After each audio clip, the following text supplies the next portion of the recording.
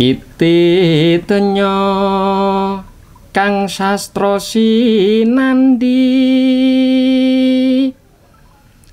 yen to sira anggaduh pusaka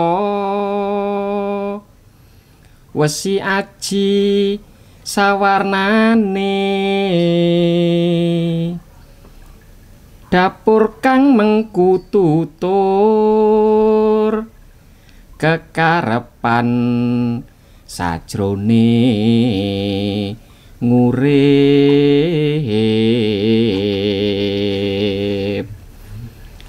pamor munggu ing donga mringgus tikang luhung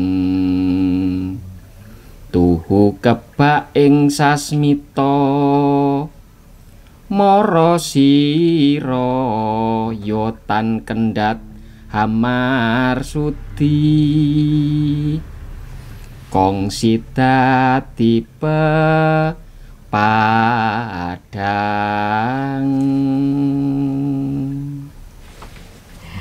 Wilujeng dalu, rahayu, rahayu, rahayu. Rahayu. Nah, selamat malam teman-teman semua. Kembali lagi di channel Baworoso. Nah, channel yang memuat tentang kebudayaan Jawa. Pada kesempatan kali ini kita tetap kembali bersama dengan saya Adi Kurniawan, dengan Mas Adi. Pada kesempatan ini kita akan berbincang mengenai sebuah benda yang banyak diketahui bahwa ini adalah simbol orang Jawa. Ya. Apa itu? Tara. Satu bendanya sudah ada di depan kita, teman-teman. Nah, kita korek, kita tanya-tanya ke Mas Adi ya di sini. Ya. Ayo Mas, ini sebagai pengantar. Apa ini yang ada di depan kita? Tadi di depan saya sudah nembang. Oh ya, tadi Mas Adi menembangkan sebuah tembang macopat. Ya, macopat dandang gula. Nah, itu menceritakan tentang ini. Wow, ternyata isinya tentang Keris. keris. Nah, keris ya. Nah, teman-teman semua, kali ini kita akan mengupas tentang Keris. ya, Ya, apa sih itu keris Ya, kan gitu ya. apa sih itu Nah, keris? itu pertanyaan mendasar biasanya ya setiap orang itu, apa itu keris. Nah, kita perlu memahami dulu secara historis dulu. Oke. Nah, bahwa keris itu sebetulnya dulu itu bukan sebagai senjata perang. Oh, Nah, kalau dikatakan benda tajam ya, karena kan terbuat dari logam. ya. Tetapi dia bukan sebagai senjata perang, meskipun itu sebagai senjata pamungkas. Dalam arti ketika sudah tidak memegang senjata lagi, maka kerislah yang dipergunakan. Itu pun hanya sebagai senjata tikam. Ya, untuk melindungi ya, diri sendiri, sebagai orang yang punya keris. final protect ya, bisa dikatakan seperti itu. Pertahanan Final terakhir. protect. Iya. Nah, Ya. betul. Nah, Oh, begitu jadi ya Mas. ya, keris itu ada beberapa macam fungsinya. Yang pertama, itu sebagai hadiah dari raja Ya. kepada prajurit yang menang perang. Oh. Tuh. Kemudian yang berikutnya, hadiah dari raja kepada warga negaranya yang non militer, Oh, ya, non militer, dan dia berjasa kepada negara. Jadi diberi hadiah oleh raja. Ya. Yang ketiga itu sebagai tanda kenaikan pangkat. Ya, ya, ya. Yang keempat, sebagai hadiah dari raja kepada raja negara lain. Oh, seperti Sebagai, oleh-oleh. ya, cindramata. Iya, cendramata. Makanya kalau kita melihat keris Nusantara, itu kalau kita melihat secara bilah itu rata-rata sama. Jadi bisa dikatakan bentuknya sama semua. Hanya untuk bentuk luar atau warangkanya itu sudah menyesuaikan dengan lokal wisdom atau kebudayaan lokal daerah masing-masing. Betul. Nah, kemudian keris itu juga sebagai penanda bahwa ini dari seorang ayah kepada putranya, juga kepada ayah mertua kepada menantunya. Makanya dalam kalau nggak salah Raffles dalam bukunya History of Java menulis bahwa seorang laki-laki Jawa itu mempunyai 3 keris. 3 keris. 3 keris. Apa Jadi, saja itu, Mas? kerisnya sendiri, keris dari ayah kandungnya, dan keris dari ayah mertuanya. Ternyata keris itu ini terus terang saja ya, Mas. Mungkin teman-teman juga merasakan ya di rumah bahwa ketika melihat keris gitu, ada sebuah tradisi Jawa, orang laki-laki memakai pakaian adatnya, pakai beskap, pakai jarik, kemudian di belakang pasti ada keris. Itu biasanya kita sebagai orang kayak wong Jawa gitu. Dan yang kedua, banyak kali juga tidak sedikit orang yang bilang ini nih benda sakral nih, Mas. Ini nih mistis sih, wongnya mesti kejawen dan sebagainya. Pasti itu anggapan orang awam sih ya. Dan ini tadi ternyata fungsi dari keris itu kebanyakan adalah hadiah ya. Dan juga sebagai senjata tajam pun hanya digunakan sebagai pertahanan terakhir. Gitu. Dan kalau kita ngomong keris itu sebagai suatu yang sakral atau apa, tetapi dalam tanda kutip ya. Sakralnya ini adalah karena dia mempunyai historis yang tinggi. Bukan apa ya, mistis yang seperti anggapan orang-orang selama ini begitu kan ya, Mas. Jadi bisa jadi sebuah keris ini, ini dulu milik kakek saya seorang penari, kakek saya seorang dalang, bisa seperti itu kan. Ya, jadi kayak sebuah sejarah yang disimpan oleh anak cucunya bahwa ini leluhur saya dulu seorang dalang, seorang penari, begitu ya. Bukan yang sebuah benda yang harus ditakuti atau nggak boleh atau sebagainya. Jadi, begitu kan. Ya, makanya sampai akhirnya kan keris bisa mendapat penghargaan dari UNESCO. Iya, benar. Sebagai, kalau nggak salah nih ya, sebagai benda budaya yang wajib dilestarikan. Seperti itu. Iya, Mas. Atau kalau lebih lengkapnya ini adalah sebetulnya dikatakan non bendawi. Karena apa? Kenapa kok non bendawi? Dilihat dari historisnya. Dilihat dari historisnya. Keris. Nah, nanti akan kita bahas di episode-episode selanjutnya ya. Jadi kalau keris ini, historinya ini. Keris ini historinya seperti itulah yang oleh UNESCO diberikan penghargaan. Iya, itu tadi mengenai apa itu keris. Nah, yang berikutnya adalah bagaimana benda ini sah disebut sebagai keris. Ada syaratnya. Ada syaratnya. Jadi memang ada syarat-syarat tertentu. Benda ini adalah sebuah keris atau bukan. Betul. Jadi kalau tidak memenuhi beberapa kriteria itu, maka bukan disebut sebagai keris, tetapi lalu sebagai apa? Bisa keris-kerisan, atau bisa souvenir berbentuk keris, atau benda yang mirip keris, atau mungkin benda lain yang mirip keris, ukurannya beda, punya nama sendiri. Betul. Nah, jadi ada beberapa kriteria benda ini disebut keris. Sebelum langkah ke situ, ada caranya sendiri untuk mengeluarkan keris ini. Jadi ada tata caranya, teman-teman, ternyata. Jadi ada dua. Kayak orang mainan. Kayak anak kecil mainan pedang-pedang langsung gitu kayak di film-film Kolos 1 loh, Mas. Teman-teman kan di rumah pasti anak milenial kan nontonnya. Gitu, ternyata. Ada dua cara untuk mengeluarkan keris ini dari warangka. Yang pertama disebut ngelolos, yang kedua disebut ngunus. Ngelolos dan ngunus. Oke. Kalau ngelolos, gerakannya gerakan kayak yang ditarik adalah warangkanya.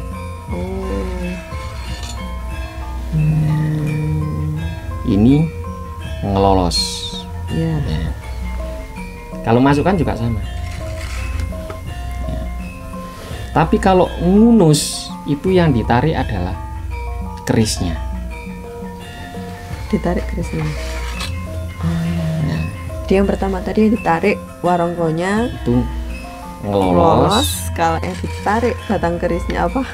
Ya, kerisnya. Batang kerisnya itu ngunus. Ngunus namanya. Nah, kalau untuk ngelolos itu setelah dilolos, nah, bisa dilihat, oh keindahannya keris seperti ini, seperti ini. Tapi kalau untuk ngunus itu sebagai final protection tadi. Oh, jadi kalau kita lihat orang kemudian sedang mengeluarkan kerisnya dari warongkonya terus bentuknya ngunus, oh berarti orang ini nggak pernah ya, apa begitu. Bisa kira-kira seperti itu. Ya. Nah, itu sebab apa ya? Isyarat atau tanda lah ya. Itu. Tapi kalau ngelolos mungkin si pemilik keris kayak mau melihat, merawat. Ya, itu ya. Nah, benda ini disebut keris ada beberapa kriteria. Ya. Yang pertama itu bahan. Yang kedua itu adanya gonjo dan besi. Gonjo dan besi. Nah, apa itu Mas? Bukan besi. Besi. Ya. Besi. Gonjo dan besi. Ya. Yang ketiga condong leleh. Ya. Yang keempat ukuran. Kita bahas yang pertama Nah, kita bahas yang pertama. Besi itu condong sama besi. Ya Mas. Condong sama besi. Salah ya Mas. Oke, kita bahas yang pertama dulu. Kita kan belajar ya teman-teman ya. Yang pertama bahan. Ya, keris itu biasanya ada 3 bahan. Ada besi, ada baja, dan meteorit. Meteorit. Besi untuk memperkuatnya, baja itu untuk apa? Tajam tadi ya. Ini kan benda tajam ya. Iya. Kemudian jadi takut yang saya mau megang. meteorit itu untuk, nah ini kan kelihatan ada kayak putih-putih kan. Teksturnya. Nah, ada teksturnya teman-teman di itu bentuknya keris. Disebut pamor. Ya. Nah, ini disebut pamor. Kalau teman-teman lihat ini yang putih-putih ini, nah, ya. Ini disebut pamor. Nah, pamor ini tercipta dari proses pembuatan keris ini dengan teknik tempa lipat. Ya, tempa lipat. Jadi ditempa dan dilipat sampai dengan lipatan-lipatan tertentu dan itu ada rumusnya. Ya. Sampai bentuknya jadi indah seperti ini. Betul. Begitu ya. Oke, itu bahannya. Yang kedua adanya gonjo dan besi. Gonjo dan besi. Bukan ganja loh ya. Bukan ganja. Kita sama-sama belajar. Ya. Tapi gonjo dan besi. Gonjo. Yang disebut besi itu adalah yang menancap di sini. Yang menancap ke gagang dari kayu ini. Ya, ini namanya besi. Jadi yang disebut besi yang mulai dari kayu ini. Dari sini ya. Oh. Oke, mungkin saya bisa. Saya lepas dulu ya.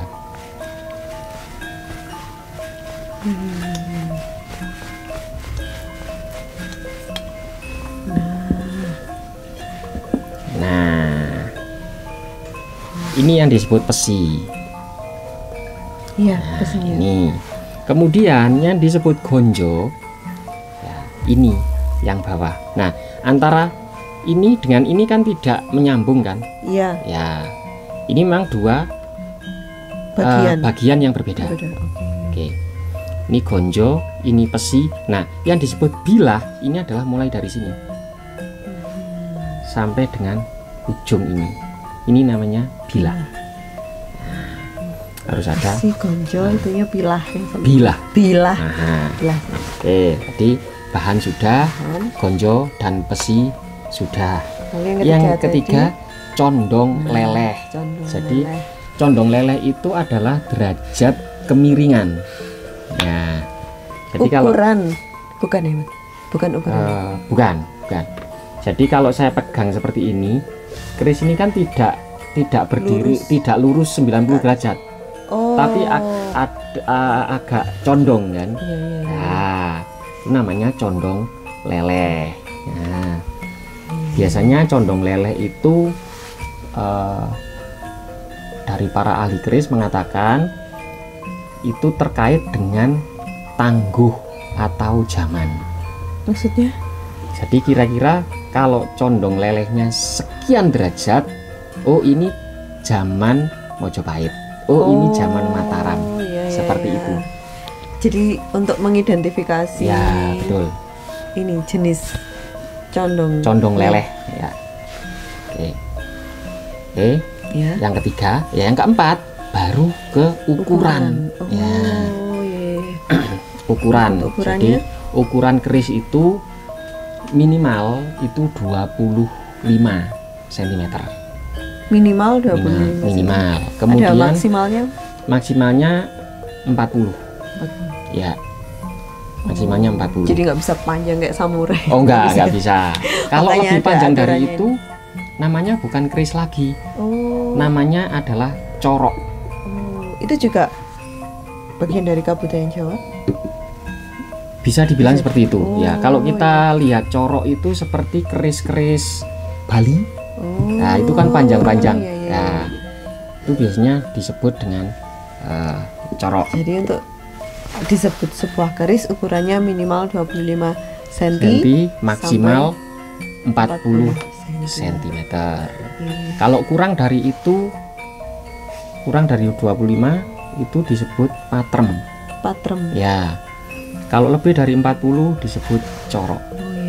Jadi berbeda ukuran, sudah berbeda penyebutan dan jenisnya, namanya juga berbeda. Mungkin fungsinya juga berbeda nanti ya teman-teman.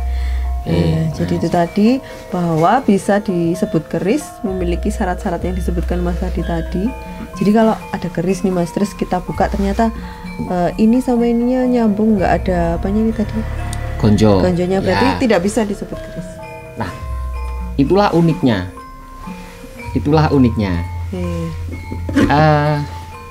Ada yang gonjonya ini menyatu dengan bila. Gitu. Nah, sebutannya tanpa gonjo. Dari mana kita bisa mendeteksi itu? Ataukah tanya kepada empu yang membuat atau? Tanya kepada ahlinya bisa, atau ketika kalau kita lihat secara fisik saja, ini kan sudah kelihatan ini bagian yang berbeda. Ya, bagiannya ini sebenarnya gonjo ini kan bisa dilepas. Nah, bisa dilepas. Tapi kalau yang tanpa gonjo tadi itu langsung menyatu. Bersambung gitu. Nyambung gitu. Ya. Jadi tidak bisa dilepas dan itu menjadi satu bagian. Luar biasa ya teman-teman, ternyata keris tidak hanya yang biasa kita lihat di acara-acara kebudayaan Jawa. Ternyata keris memiliki aturan-aturan tertentu, nama-nama tertentu, fungsi dan kegunaan, sampai cara memakainya, cara memegangnya pun juga berbeda, ada aturannya sendiri. Kalau ini keris, nah biasanya kan teman-teman di rumah mungkin menyebut keris kan pasti sudah ada ini dan ini. Berarti yang disebut keris hanya yang bagian ini saja ya Mas. Kalau yang ini? Ya, jadi yang disebut keris itu yang ini. Ya, hanya pesi, gonjo, bilah, inilah yang disebut keris. Kalau tempatnya itu namanya warangka. Jadi ini warangka, warongko. Ini kerisnya. Itu pun juga ada namanya atau bagian-bagiannya. Jadi kalau yang ini namanya, ada yang ngomong ini deder atau handle atau pegangan gitu, atau gagang gitu. Orang Malang gagang. gagang. Kemudian yang ini disebut sebagai mendak. Mendak. Ya, mendak. Kemudian yang ini Nah, ini Iya, ini iya, disebut selut. Selut. Jadi harusnya bersatu seperti ini. Jadi itu satu pasangan. Satu pasang, namanya mendak selut. Adakah keris yang hanya dikasih mendak saja? Banyak. Oh. Rata-rata hanya pakai ini. Iya, Tapi iya. apakah ada keris yang dikasih selut saja? Tidak ada. Karena kalau hanya dipasang selutnya saja lucu. Oh, gitu ya, ya, ya. Apa ya? Jadi tidak Anu, pas, ada yang kurang gitu ya. enggak wangun. Nggih, boten wangun. Enggak wangun itu Enggak wangun itu enggak tepat, tidak enggak tepat. pas ya. Seperti itu. Oke. Nah, kemudian ini yang dari logam kan? Ya, Ini namanya pendok. pendok. Pendok. Jadi yang kita lihat warongko ini ternyata punya bagian lagi, Bagian lagi, teman-teman ya. betul. Nah, ini karena warangka ini, nah ini kan kayunya, bagian kayunya masih terlihat. Iya, Kemudian warangkanya seperti terbelah, iya. maka ini disebut sebagai pendok belewa. Ada namanya sendiri, pendok belewa. Belewa. Bagaimana kalau nanti ternyata ada keris yang warongkonya depannya ini tertutup gitu, Mas? Tertutup. Ada namanya sendiri. Namanya pendok bunton.